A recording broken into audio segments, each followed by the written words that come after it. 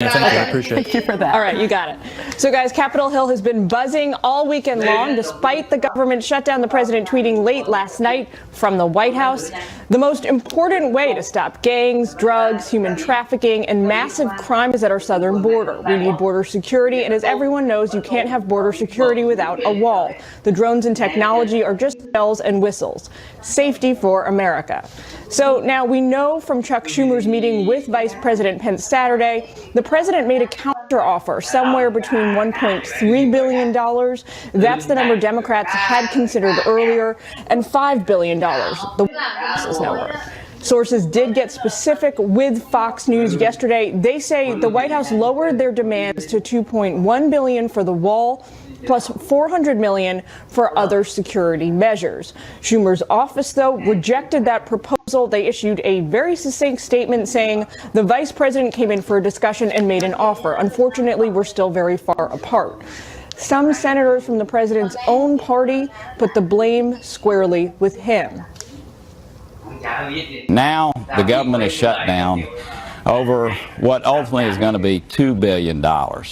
This is a made-up fight, so the president can look like he's fighting. But Republicans question whether any number on the wall would right now. They believe Nancy Pelosi's calling the shots on this issue and say there's little incentive for her to get to a resolution before the House in January. So the outlook remains grim for the federal government. I don't think things are going to move very quickly here for the and we'll go beyond the 28th and into the new Congress. Congress returns Thursday, but actually make any headway on this issue. Everyone in Washington believes the likelier scenario is the shutdown continues well into the new year and the new Congress. Guys. All right. Up, we're going to be talking about another way the president may be able to secure some funding for the border wall. So thank you so much, Jillian, for laying that out for us. You got it. Thanks, and thanks for your concern about my voice as well. I mean, it's one of us. President Trump has been calling for a border wall since he launched his campaign back in 2015. Fox News contributor Katie Pavlich points out Congress knew his demands and their inaction created the standoff. President Trump in March was promised that this border wall funding would then be available at the end of the year. And here we are now, and he can't even get $5 billion after he'd been promised that you would never have to sign something again without it. If anybody is surprised that Donald Trump changed his mind at the last minute, you haven't been paying attention to how he operates. And when it comes to leverage, he's obviously using the government shutdown as leverage at a last minute when he knows if he doesn't get the border wall funding now, it's certainly not going to happen when there's a Democratic House, because they can't even negotiate with Nancy Pelosi and Chuck Schumer at this point in time to get $5 billion of fencing, which they have voted for before. This current shutdown is the third one so far this year. Defense Secretary James Mattis signing orders to pull all remaining troops out of Syria. This comes hours after the president announced Mattis will be out of the White House by the new year. Mattis originally planned to stay on through February. Now, he resigned after the president announced plans to withdraw 2,000 troops from Syria. Incoming acting chief of staff Mick Mulvaney was defending that move. We recognize this fact is unpopular within the Defense Department. It's very popular with ordinary American people. Do they really know what the stakes are of us troops out? They elect the president so that he does, and he has the complete understanding of what you've just laid out, and the decision is his. President Trump says Deputy Defense Secretary Patrick Shanahan will become acting secretary January 1st. Adam Schiff warns that Democrats will subpoena the Russia probe report if President Trump tries to keep it a secret. I'm prepared to make sure we do everything possible so that the public has the advantage of as much of the information as it can. But I do think that the special counsel ought to have the advantage of both the evidence that we've accumulated, but also the ability to prosecute those that have come before a committee and lied. The incoming chairman of the House Intelligence Committee also says he wants the interview transcripts of senior advisor Jared Kushner and the president's son, Donald Trump Jr. He says that will determine their involvement with Russians during the 2016 campaign. 7 minutes after the hour now, and a Fox News alert. At least 280 people dead, more than 1,000 hurt after a volcano triggered a tsunami slamming Indonesia. Jeff Paul has more on the devastation as rescuers race to find those missing. Scores of displaced Indonesians are in emergency shelters after massive deadly waves wiped out their villages. The water had gone up to the mainland and the hotel had been flooded by water. About 200 people were dragged by the waves. The walls of water crashed into the Banten province area, damaging homes, businesses, hotels, and other buildings. Officials say some structures were knocked off their foundations in mere seconds. Hundreds of people are dead, many more injured. I was sleeping. It hit us at the same time when my son closed the hotel door. I didn't know what was hitting me. My hand is so hurt. I also got some minor wounds, but my husband suffered a broken leg. Among those killed, some members of a rock band performing on the waterside stage along with concert goers.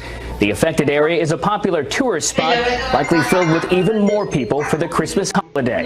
This is the second tsunami to devastate Indonesia in just 3 months. The one in September was triggered by a large earthquake, so the shaking ground did give residents a brief warning.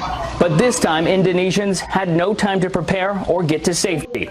Saturday's waves were reportedly caused by an eruption on the volcanic island, creating undersea landslides, which likely pushed the water ashore. The volcano is still somewhat active, and Indonesia's president is urging residents to stay calm as they monitor the conditions. President Trump is sending his condolences to Indonesia, saying, "America is with you." Jeff Paul, Fox News. Horrible situation there, a little bit closer to home.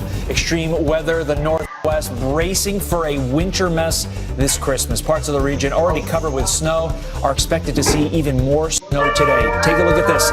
Several states have winter weather alerts as that major storm moves in from the west, expected to bring rain and snow to the region through Wednesday, dumping as much as a foot of snow in some areas. It's then going to push over to the plains and upper Midwest after Christmas. Wow, everybody stay safe on the roads because, of course, this is such a busy travel time. But messy weather will not stop Santa. NORAD will be tracking jolly old St. Nick this Christmas Eve as he delivers presents around the world. 1,500 volunteers keeping the 63-year-old tradition alive despite the government shutdown. Isn't that incredible? Yeah. Speaking of incredible, First Lady Melania Trump joining the fun once again this year. She will be taking calls from children all evening long. We'll be keeping our eye on Santa throughout the morning. That's what I'm most excited for this whole show. Right? Time now, 10 minutes after the hour. A Colorado mom missing since Thanksgiving. Her fiancé now under arrest. The brand new clues police just found hundreds of miles away. And a shutdown solution not looking so good with neither President Trump. Been there, done that. You were part of negotiations during the government shutdown in 1996, and you say that there is a way for the president to get what he wants, sort of bypass Democrats by transferring the money. Can you explain what you mean by that? Sure. Let's just cut to the chase. This is all political theater right now, being driven by Schumer and Pelosi.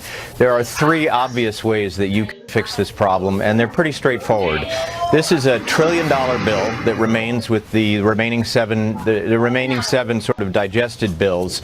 This $1 trillion of that number, $322 billion, is actually discretionary money, which means that there's no procedural bar to moving that money around. And I'll give you an example, just a quick upfront example. There's about $43.6 billion in there for HUD. Of that $43.6 billion, 11.9 of it is over the president's request. If you drop that back to 6.9 billion, you'd have your wall. There's 5 billion right there. The second big way you can solve this problem is that you can deobligate money. There are 137 federal agencies and departments, and when I got to the State Department, I realized that there's a dirty little secret, and the secret is that people park money. They obligate it, the bureaucrats obligate it, but they never liquidate it. If you literally put a dictate out to all 137 agencies and departments and said, give me all of your obligated but unliquidated money back, you'd be well over 5 billion. Finally, there's something called a top-level transfer, and that is if a federal bill, now the DHS bill and this big bill will have restrictions in it, but there are existing bills that already already have become law, and if one of those bills allows you have extra money in one of those bills, and there are literally trillions of dollars in those bills, you can do a top-level transfer at OMB and ultimately move some of that money around. So this is all political theater. This is all designed to make every American think, gosh, $5 billion, that's a lot of money. The truth is that is a lot of money, but we are so far over that number right now. Literally next year, the overall payment on the debt, the interest on the debt will be $390 billion. So think about that. $5 billion in the grand scheme with a $1 trillion bill sitting and waiting to be negotiated in the Senate is really not such a large number. It would seem to me, Robert, that somebody in the White House, and Senate would know everything that you just said. So to your earlier point, this is really all just politics, and we're shutting down the government, literally depriving people of money, depriving people of work, depriving people of a good stock market and the like because of politics. Well, let's go one step further and look at the reality. We keep saying shutting down the government. Actually, that's not accurate at all. We are probably furloughing several 100,000, maybe I heard the highest number was 800,000 federal employees. The average American will not even notice this. In fact, if it went on for weeks, they wouldn't notice it. What they will notice is if the border is not secured. And the other side of this, of course, is that all those furloughed employees will all be paid after the bill is finally signed. Really quickly, I just want to ask you one more question. Has there ever been a scenario before where the government shuts down and then it is solved by the president transferring money? Has this happened before, or is this would this be new territory? No, normally this is a political, it all stays in the political realm, and they of the bill that's on the table, and in this case it's got, again, more than $300 billion in discretionary money that they can either shift around or add to. The House has already solved this problem. The Senate now just needs to solve the problem. The problem in the Senate is that they need 60 votes unless they use the nuclear option and pass it with 51. And the nuclear option literally changes Washington, D.C. as we know it in a policy perspective. Robert Charles, thanks for getting up with us. We appreciate it. Yes, sir. Time now, 18 minutes after the hour. He's making a list, and from what I've been told by my sources, he's checking it twice. Your father, well, he's on the naughty list. Oh no, Santa Claus though is coming to town tonight. So which politicians are going to be waking up? Long they would have to wait to apply for asylum in the U.S. Organizers say their commitment was first and foremost to protect the lives of migrants and give them as much information as possible. Thousands of migrants from Central America spent weeks making that journey to the southern border. The murder of a man at a New York bird sanctuary may have been carried out by MS-13 gang members. NYPD says the killing of Ian Cruz resembles initiation practices tied to the notorious gang.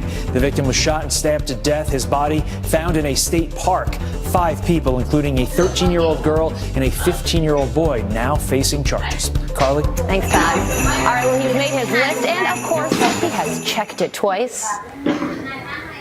Your father, well, he's on the naughty list. But not everyone made the naughty list this year. But which politicians are waking up to coal in their stocking tomorrow morning? Beverly Hallberg, president of District Media Group and the fellow at the Heritage Foundation, joins us now to break down the naughty and nice list coming out of Washington, D.C. Beverly, thank you for waking up with us this morning, and thank you also for playing Santa. Absolutely. Merry Christmas. Merry Christmas Eve, actually. Yes, that's right. Merry Christmas Eve. All right, so Maxine Waters, she was in the news a lot this year, and I'm sure many of our viewers at home will remember her saying this about the president's cabinet members. If you see anybody from that cabinet in a restaurant, in a department store, at a gasoline station, you get out and you create a crowd. And you push back on them, and you tell them they're not welcome. All right, so given that soundbite, I have a feeling I know which list she's going to go on, but take it away. Naughty or nice for Maxine Waters? Definitely the naughty list. because what you saw was really the year of the mob who were attacking people or trying to attack people in their own homes, trying to go into public restaurants and try to disturb individuals just trying to have dinner with their families. And it wasn't just extreme left grassroots organizations that were encouraging these mobs and encouraging this behavior. It was actually some of our elected government officials who were encouraging violence. You just saw that clip from Maxine Waters, and she is one of the elected officials that was on the forefront and sadly was not held accountable, so hopefully Santa will. Okay, so James Comey also made a whole lot of news this year, and you also say he gets a lump of coal in his stocking. Yes, and he also made a lot of money because he wrote a tell-all book. I think he's one of the individuals, as well as other high-up members of the FBI, who are responsible for the credibility of the FBI being decreased very much so when it comes to the American public and the perception of the FBI. Here is someone who I think cared a lot more about his own personal perception by the American people, cared more about his popularity and money than he ever cared about the integrity of the FBI, and so I think he's definitely on the naughty list. So we have two people on the naughty list right now. You're about to put hundreds more on that list all at once with Google, Facebook, and Twitter. Where do we even begin with big tech? Big tech definitely was naughty this year, partially because of something we've known all along, which is when it comes to conservatives, they definitely censor conservatives, but even more so when it comes to the privacy of you data. Only when you have Congress and other individuals calling them out were they forthcoming that yes, they do sell your data to big companies and to outside players. So when it comes to security and privacy, you really can't be guaranteed that your data is remaining secure. So big tech definitely is naughty and gets a lump of coal. And I think next year, I think we're going to see more and more people questioning big tech and their practices. I think you were absolutely right about that one. So let's shift over to the nice list and end on a high note here. The people affected by the California wildfires, I'm sure everyone can agree that they belong on that nice list. Absolutely, and as someone who is from California myself, I actually have family that lived in Paradise, California, where this horrific fire took place. And what I can say is that as left-leaning as California is and is rightly attacked for their politics, what I can say is so many of the people there are wonderful. It's the firefighters who saved so many people from something that could have been even more horrific for them. And so many of families in those communities surrounding Paradise, California have taken in individuals and families that have absolutely nothing left. So I want to say definitely on the nice list, the individuals who are taking in those who have been left with nothing, especially during this time of year. That's my favorite one so far. You're absolutely right about that. Nikki Haley also makes the nice list. Why?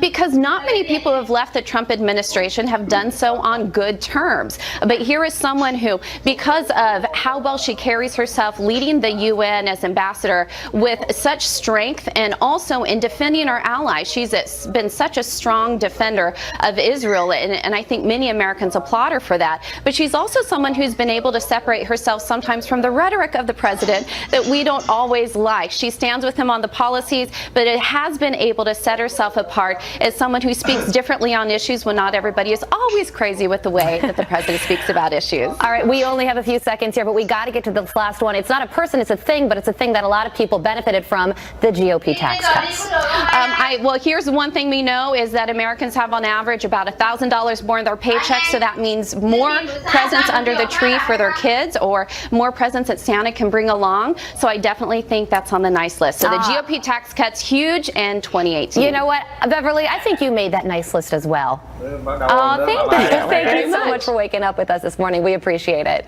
I appreciate it. Thank you. All right, Merry Christmas. All right, coming up, the media melting down over the partial government shutdown. The word many mentioned around this city was actually meltdown. Moan Noura left the States last year, weeks before he was supposed to stand trial in the crash that killed a teenage girl in Oregon. The Oregonian newspaper reports U.S. Marshals now believe the Saudi government helped him escape. Officials say the kingdom got him an illegal passport and private jet to escape. Bringing him back will be a challenge. The U.S. and Saudi Arabia do not have an agreement on extradition. And new evidence in the search for a missing Colorado mom found some 700 miles away. Police in Twin Falls, Idaho won't say what they found, but officials have confirmed that a ping from Kelsey Barrett's cell phone was detected in the area 3 days after she was last seen on Thanksgiving Day. Police believe she is no longer alive. Her fiance, Patrick Frazee, has been charged with her murder. And Mick Mulvaney is talking about his relationship with President Trump as he prepares to become his next chief of staff. As he knows that I've been fighting with him to fight for ordinary Americans for the last 2 years. He likes having me around, and I like working for him. All right, well, Mulvaney says the president's previous chiefs of staff struggled because of their lack of experience with him. Mulvaney will also remain in his current role as Director of Office and Management and Budget. On Friday, the word many mentioned around this city was actually meltdown. Who, you ask, is the Grinch, who is forcing hundreds of thousands of federal employees to either work without pay this holiday or be sent home? The government shutdown, top officials quitting in protest, a plummeting stock market, and there's still a week of 2018 to go. All right, but it has happened under 7 of the last 8 presidents. So why is this time any different? Here to debate it, Republican strategist Shondell Summer and Democratic political analyst Robert Patillo. Gentlemen and lady, thank you so much for being here. First question to you, Robert.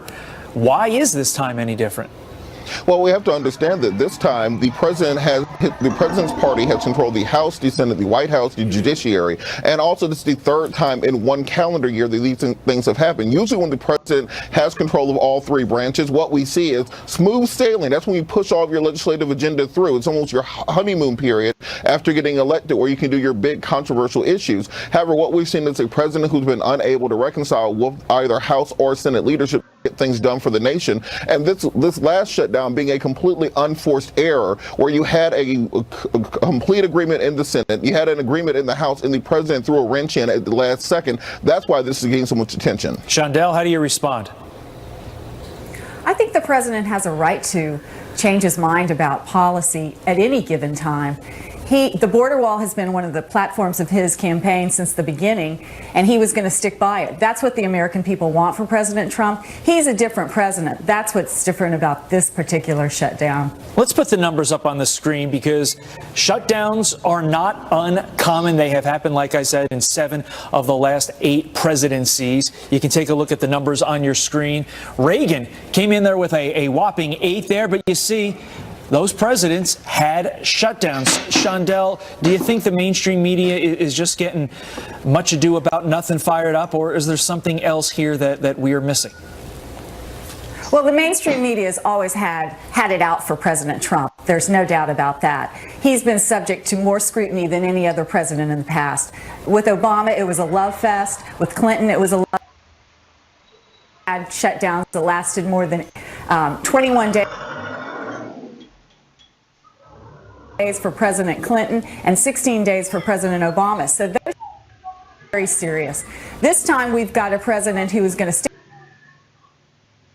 by his insistence on a border wall. I think what you'll see is probably a situation where they compromise on some semantics. They will call it border security as opposed to a border wall, and probably reach an agreement as to the amount of funding. Robert, my question to you is, it seems that $5 billion to the 3 of us is a lot of money, but to the federal government really isn't that much. The president has expressed a desire for it. Isn't this the Democrats really just playing politics over what is in the scope of the federal budget, an infinitesimal amount? Well, 2 points. One, Republicans forfeited their opportunity to discuss the border. Always remember is the day that you almost. Captain Jack Sparrow. Disney producers say Depp will stop playing Captain Jack Sparrow after starring in 5 films over 14 years. Production chief telling The Hollywood Reporter, quote, "We want to bring in a new energy and vitality." Disney planning to reboot the series. No word on who may replace him, Carly. Toddy, I think there's an opening that you may be able to fill. I mean, when you think Captain Jack, you think Todd Patrick Pyro. I think it's clear. All right, I love this next story. Gary Sinise bringing some Christmas cheer to Gold Star families. The actor bringing hundreds of family members to Disney World through his foundation's Snowball Express program earlier this month. Sinise says it's all about bringing smiles to kids who need it the most. It's heartwarming because it's fun it makes you feel good to see the kids laughing and having a fun time. But it's also heartbreaking because you know why they're there. Yeah. You know, they're there because of loss and grief and because they are a military family who's paid the ultimate price. Well, Sinise first partnered with Snowball Express in 2007. His foundation officially partnered with them last year. I don't know anybody who does as much as Gary Sinise. He is an incredible person, absolutely. Christmas spirit on full display. Beautiful shot Look there. at that. That is very nice. But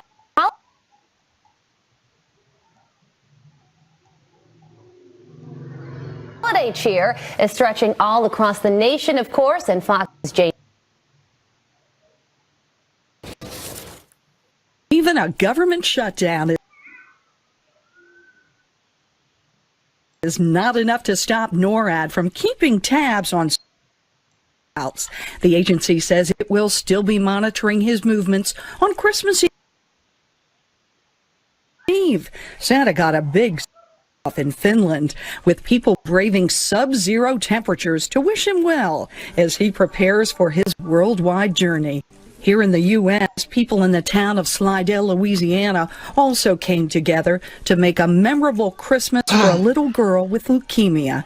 A local effort to buy the family some gifts took off, and soon residents from all over the area were pitching in.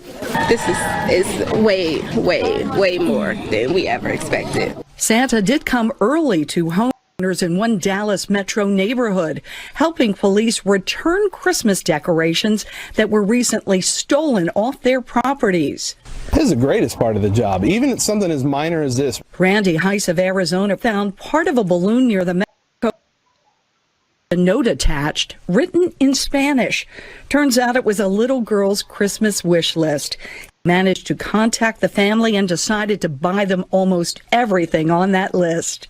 In California, residents of the town of Paradise are still recovering from November's devastating Camp Wildfire, but officials refuse to let them miss out on Christmas, giving fire victims a holiday-themed night of music, treats, a tree lighting, and even some ice skating.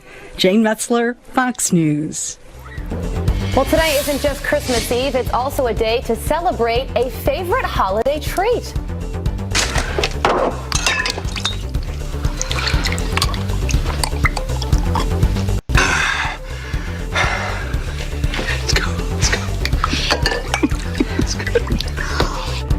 It is National Eggnog Day. Todd, do you like eggnog? I love eggnog, Carly Shimkus. I've never had it before, I don't think so. Historians believe the drink originated in medieval England, but only became popular during the holidays in colonial America in the 1700s. Americans consume more than 130 million gallons of eggnog a year.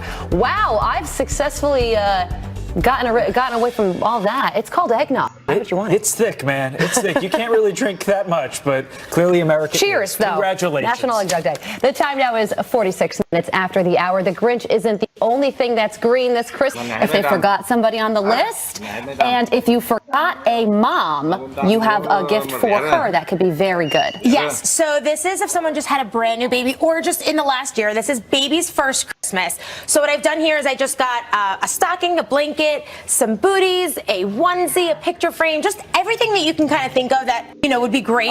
Put it in this adorable crate, and I got everything here at Burlington. Everything was less than $50, and they have a great toy and baby selection. Good stuff. Not to be confused, we kind of saw the booze in the shot of the baby. So the booze comes first.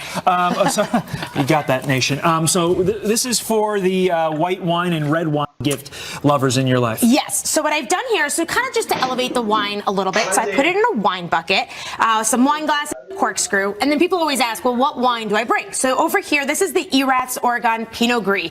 So it has great natural acidity, and they always say Pinot Gris and everything from the sea. So if you're doing Feast of the Seven Fishes tonight, this is a great wine to bring. That will feel like you've thought about it for months.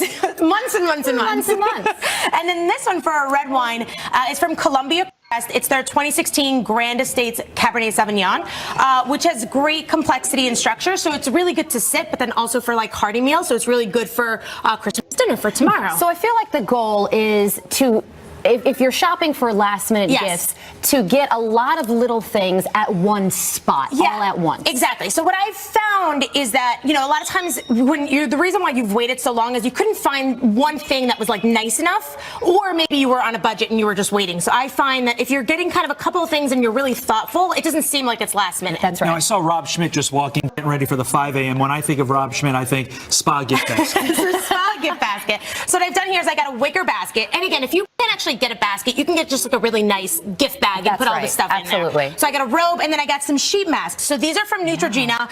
So I have 3 different kinds. So first I have the Hydro Boost Hydrating 100% hydrogel mask. I have one that is radiance boosting, and then I have one for deep cleansing. I have some towels in there, some bath salts, and you just put it all together. Really easy peasy. All right, I really like this one, and I'm sure, Todd, this would look lovely on you. This is a glam set? A glam set. So are you excited? Let's do it. I'm doing it. So this is Can I take this out? Of course. So this is a glam set. So what I've done here, I actually built the whole thing around that. So I found this sleep. She just emasculated me on camera, and then I'm going to continue the mission.